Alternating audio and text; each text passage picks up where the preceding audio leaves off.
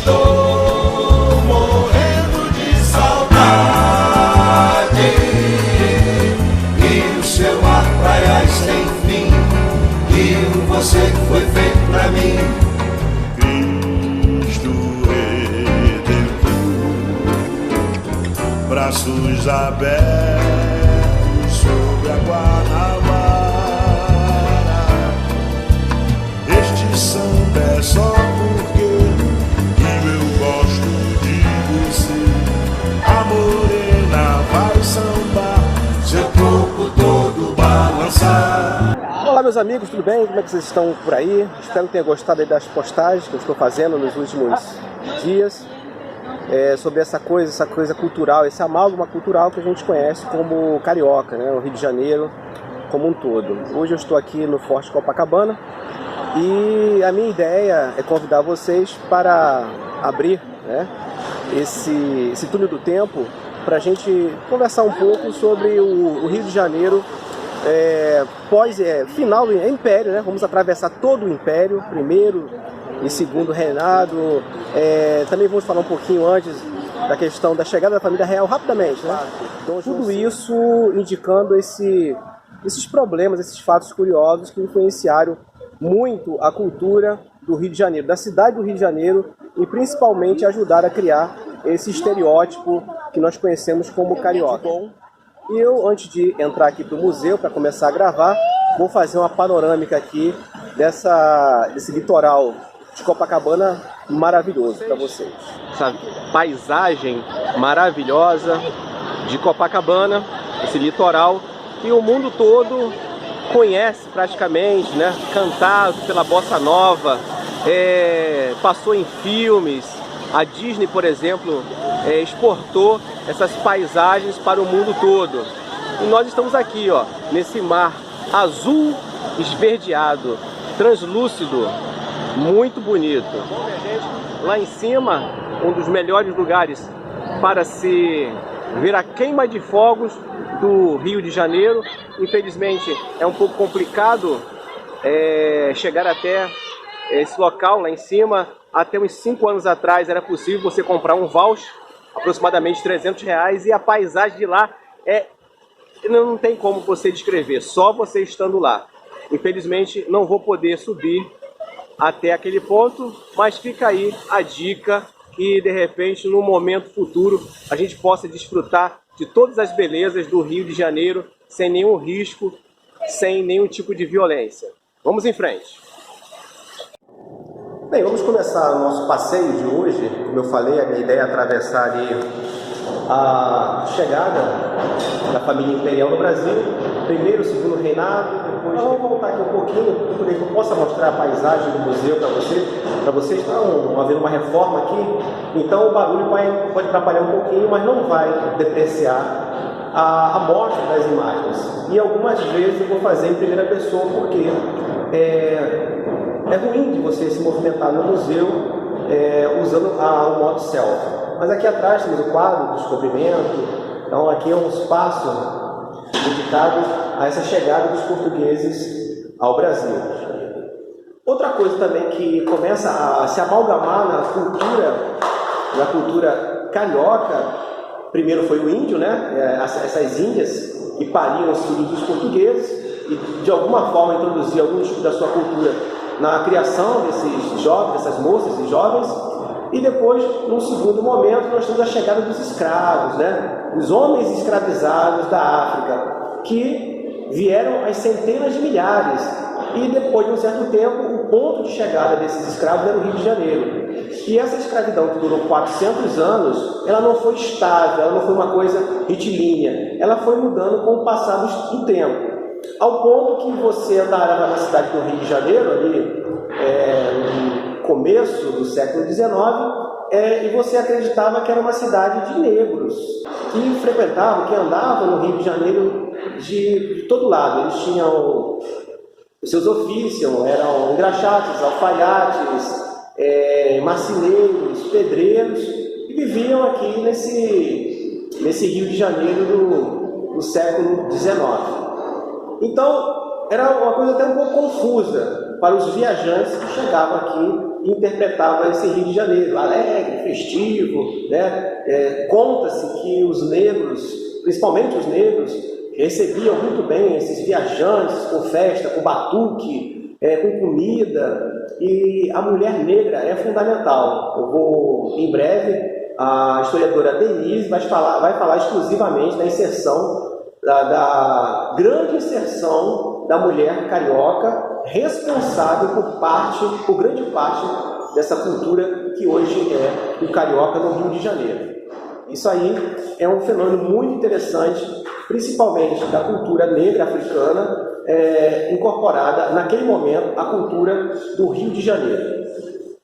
E um belo momento aí, né, no começo do século XIX, explode as guerras napoleônicas. Napoleão ele quer transformar a Europa num grande império da França, e isso força com que a família portuguesa, né, a família real portuguesa e toda a corte, grande parte da corte portuguesa, ela venha para o Rio de Janeiro, né? Então, é um fenômeno único, pelo menos que se conhece na história mundial dos grandes reinos, que a metrópole saiu do seu país de origem, né, e veio habitar um outro espaço que era uma colônia. E o Rio de Janeiro, que era uma colônia importante naquele momento para Portugal, se transforma na metrópole, é o centro do poder da coroa portuguesa. E isso muda totalmente a cara do Rio de Janeiro.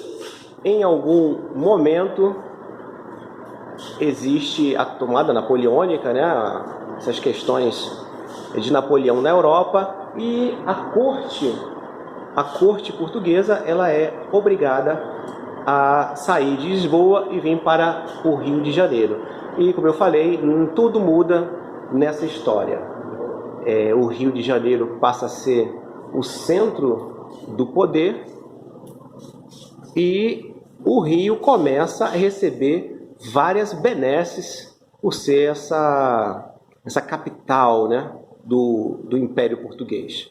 Então, Dom João chega aqui trazendo toda a sua comitiva, e nessa comitiva nós temos biblioteca, vem banco, vem jornal, abre-se escolas, universidades, e o Rio de Janeiro começa a se preparar para essa mudança. Então, Dom João chega e a primeira coisa que ele faz é abrir os portos. E com a abertura dos portos, muitos viajantes vêm conhecer aqui essa coisa exótica chamada Brasil, mas principalmente o Rio de Janeiro. Uma cidade extremamente escura, né? Morena, negra. E os portugueses vão chegando às centenas nesse novo Rio de Janeiro, nesse novo Rio imperial, e eles vão começando a se misturar com essas mulatas, essas negras, essas mestiças aqui da cidade do Rio de Janeiro. Então essa mestiçagem ela começa a aumentar, permear a sociedade de uma outra forma. Nós temos uma nova família crescendo no Rio de Janeiro. Nós temos a elite portuguesa, que são os brancos, casados com as suas mulheres brancas, vivendo em suas casas confortáveis. E essa elite, ela é um degrau, né? Nós temos a grande nobreza, que tinha acesso a muita coisa, morava muito bem. Nós tínhamos uma outra elite, que era uma elite comerciante, que também vivia muito bem. Nós tínhamos também uma classe branca, que era de homens livres, que eram trabalhadores de ofício, cada um tinha lá a sua profissão, mas o Rio de Janeiro ele começava a receber essa influência negra na sua cultura. As coisas começaram a quebrar um pouco, né?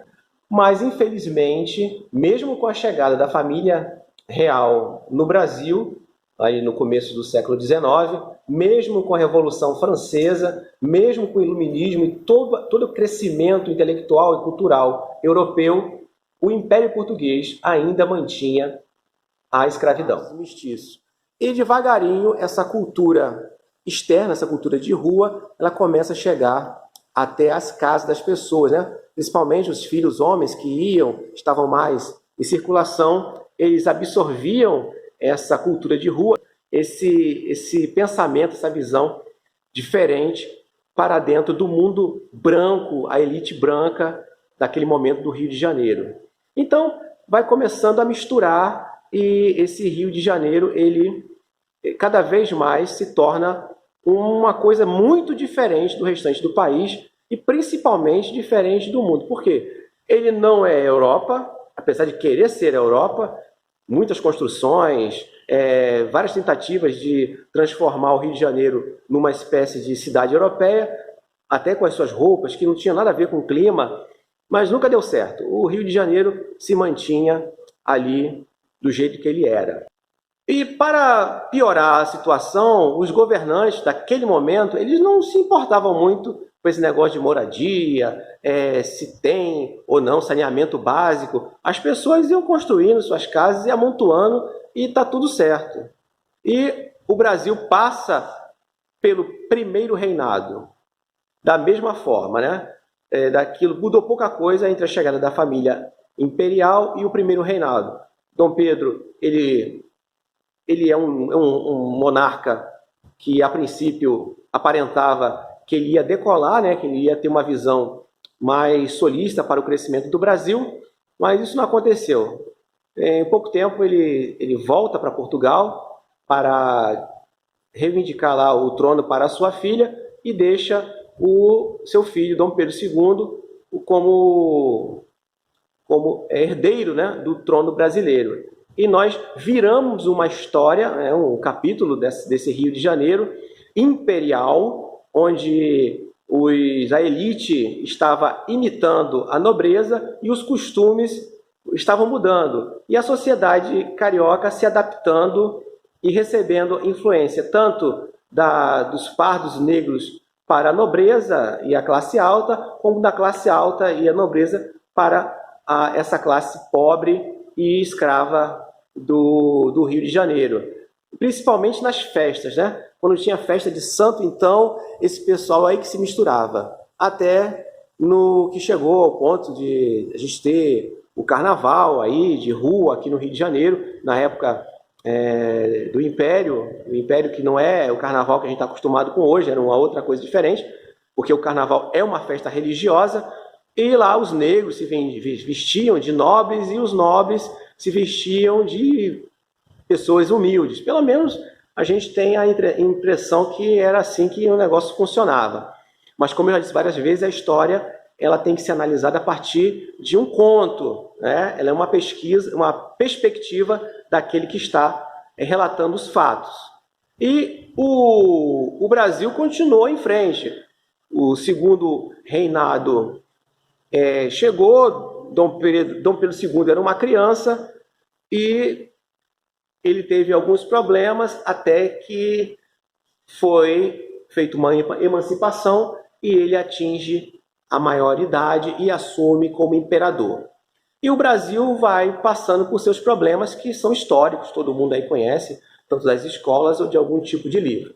Mas o importante é a gente fixar aqui no Rio de Janeiro. Dom Pedro II ele é um monarca diferenciado. Ele recebe uma cultura, ele tem bons tutores, ele tem um conhecimento social, político e econômico, mas por algum motivo que eu particularmente não consigo entender, ele não conseguiu fazer o seu império deslanchar, apesar de ser um imperador que era bem quisto, bem visto pela grande maioria das pessoas influentes naquele momento.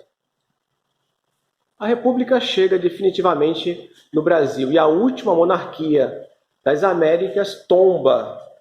Eu acredito que foi um erro crasso daquele momento, porque o que tinha que se fazer realmente era modernizar a administração política e econômica do Brasil e aproveitar aquilo de bom que estava ocorrendo naquele momento, principalmente com o lucro que vinha do café e da borracha. Mas eu já falei que os nossos políticos eles não são preparados, eles não têm uma visão interna para desenvolver a sociedade em prol de se criar uma grande classe média para alavancar o país. Isso sempre foi tratado de forma obtusa por todos os políticos que existem no nosso país, principalmente em nossa época, né? Hoje nós temos uma coleção de analfabetos que são políticos, estão aí mandando no Brasil, e cada dia que se passa fica difícil a gente conseguir ultrapassar essa coisa ruim, socioeconômica, política e educacional do Brasil. Mas vamos voltar lá a essa questão do Rio de Janeiro. A República chega, nós temos um novo conceito de Estado, que agora deixou de ser monárquico e passa para essa ideia de república. E o que é que muda naquele momento para os brasileiros? Como se diz em bom inglês, never, não muda nada. A sociedade brasileira ela fica à margem dessas revoluções. Poucas vezes se viu a massa nas ruas tentando mudar alguma coisa, principalmente ligada à política. Essa república chega e já chega viciada, já com seus esquemas e arrumadinho.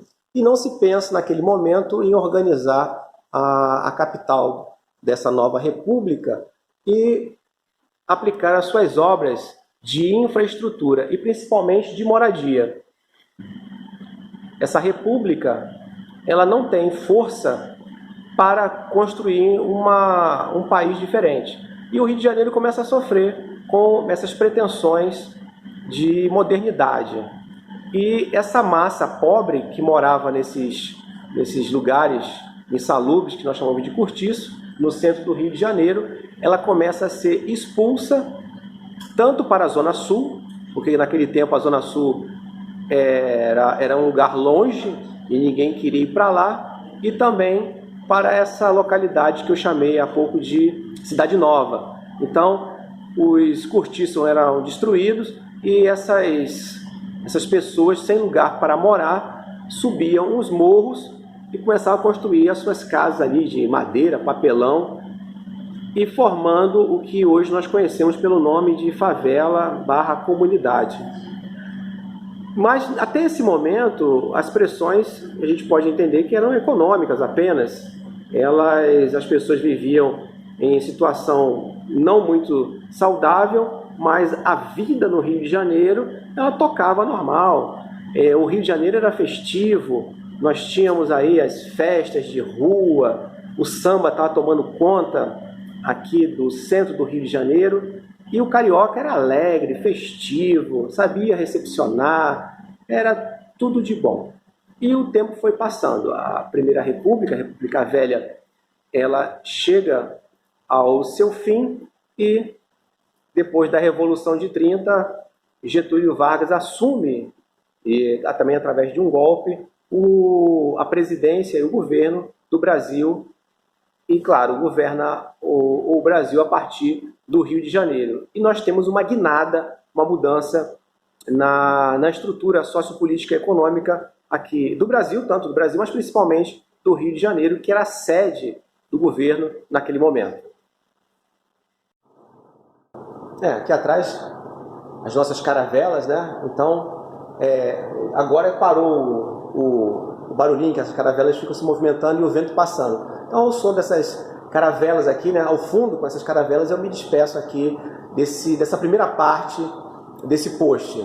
E logo estarei publicando a segunda parte. E mais uma vez aqui, acho que vocês estão gostando, espero que estejam gostando desse passeio aqui dentro do Museu do Forte Copacabana e apreciando um pouquinho dessa história do Brasil, né? O Rio de Janeiro é o centro do poder político daquele momento, político e econômico, e essas paisagens maravilhosas que eu estou apresentando para vocês. Um grande abraço e até o próximo post.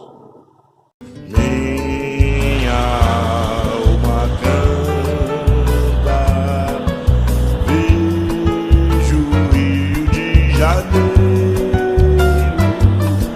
Estou morrendo de saudade. Rio, seu mar, praias sem fim. Rio, você foi feito pra mim.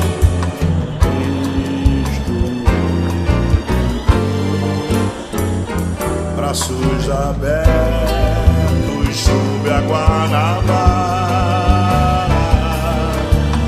Este